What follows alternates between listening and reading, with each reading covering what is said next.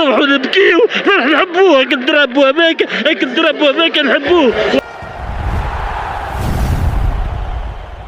المنتخب المغربي مر في المراحل هذه، نجاحات سقوط، نجاحات سقوط، لكن في الفترة الأخيرة يعني ترى قبل نجاحات هال10 سنوات المنتخب المغربي في نجاحات، قبل 10 سنوات هو في وضع غير جيد بالنسبة للكرة من بعد 86. ليش؟ لأن هل احنا حاليا نسمع عن نجاح إدارة وتعرف اسمائهم؟ لا احنا قاعد نشوف المنظومه ونصبت المجموعه وين؟ على المنتخب الاول، على منتخب الشباب، على منتخب الناشئين، على منتخب النساء، على المحليين، لان المصلحه العامه اهم من كل الاسماء اللي موجوده. نعم. فهذه الاستراتيجيه مش خطا اني انا اتبنى فكره، مش خطا ابدا. نعم، دعنا نتعرف على رأي الجمهور التونسي بعد هذه الخسارة، حيث أعربت الجماهير في تونس عن خيبة أملها وصدمتها من النتيجة. عبر الجمهور عن أمله في التعويض في المباراتين المتبقيتين.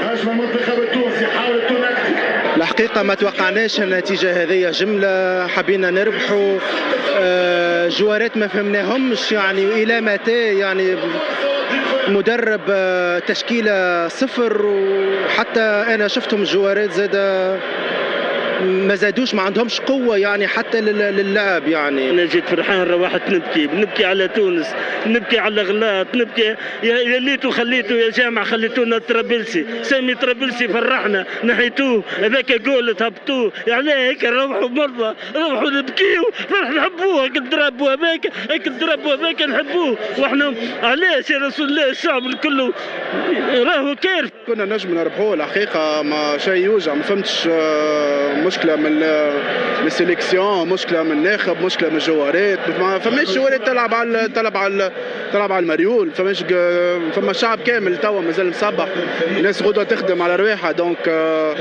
حبينا نفرحوا. الحقيقة ما حد شيء فما حد شيء في الماتش. خيبة أمل كبيرة، شيء أسف معناتها كي نشوفوا التوانسة الأربعة نتاع الصباح فايقين باش يتفرجوا في ماتش أقل ما يقال عليه حشم، أما إن شاء الله الماتشات الجايين بتاتخ يكون خير. صدمة، شو نقول لك، ما توقعناش الخمسة، الخسارة متوقع. فما بعض الناس وبعض الجماهير كانوا متوقعين انتصار ضد منتخب السويد، اما هذا ما صارش. ما ريناش حتى فكر هجومي، ما رينا حتى شيء، الله غالب معناتها. اما ديما الكلمه الباهيه هي الجمهور، معناتها الجمهور يسحق خير، جمهور تونس يسحق فرحه، جمهور تونس موجود في المكسيك، موجود في كاس افريقيا، في كاس العرب، في كاس العالم، موجود ديما في كل مكان، معناتها تمشي لاي بلاصه في العالم باش تلقى تونسي، والتوانسه نستحقوا فرحه. يعني يبقى عندك منتخب قوي، يبقى عندك قاعدة متميزة. وعلى سبيل المثال منتخب المغرب في قاعدة متميزة، في فئات سنية على أعلى مستوى، في منتخب قوي، في منتخب بينافس ويقارع منتخبات بقيمة البرازيل وبقيمة المنتخبات الكبرى. فمهم جدا جدا اللي انت لا تتسرع في إقالة المدير الفني، عدي المرحلة دي، لأن مرحلة الإحلال والتجديد والكابتن رائد يعرف كويس جدا إن هي محتاجة وقت، محتاجة صبر، محتاجة تخطيط، محتاجة تكوين على أعلى مستوى، محتاجة لعيبة تنشط في دوريات كبرى. انت ممكن في النهاية تبقى كرة القدم مليئة بالدروس والرسائل.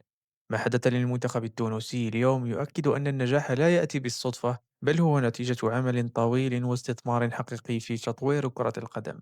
وخلال التحليلات التي تبعت المباراة، أشاد العديد من المتابعين والمحللين بالتجربة المغربية وما حققته من تطوير كبير على مستوى مختلف الفئات والمنتخبات. والآن نريد أن نسمع رأيكم، هل أصبح المغرب نموذجا يحتذى به في كرة القدم العربية؟ شاركونا آراءكم في التعليقات، ولا تنسوا دعم الفيديو بالإعجاب والاشتراك في القناة. شكرا لكم على المتابعة.